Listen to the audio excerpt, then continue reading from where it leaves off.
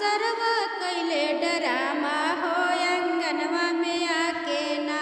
आजू सरवा कैले डरामा हो अंगनवा में आके ना। एक कतम में पंखा लैले दूसरे पुरान लैले। एक कतम में फ्रिज लैले दूसरे पुरान लैले। ऊपर से सियो कैले घोटाला हो अंगनवा में आके ना। ऊपर से सियो कैले घोटाला हो अंगनवा में आके ना। आजू सरवा कैले डरामा हो अंगनवा में आके ना। आजू सरवा कैले डरामा हो अंगनवा में आके ना। खोज खोज के बहाना सरवा तिलक में कैले घोटाला। एको न लैले नया समनवा बर्तन चढ़ैले पुराना।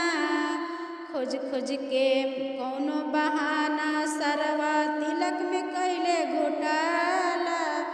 एको न लैले नया समनवा बर्तन चढ़ैले पुराना। बढ़ चढ़ के बोले ला बोलिया गौआ नगरिया हो।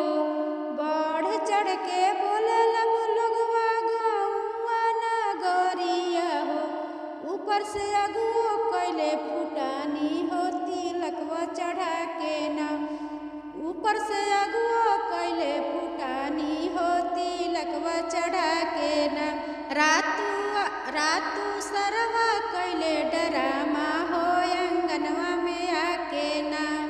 रातू सरवा कैले डरामा हो अंगनवा में आके ना। फिल्मी तर्ज पर बहुत प्यारा तिलक गारी गीत है, आप सब जरूर सुनिए।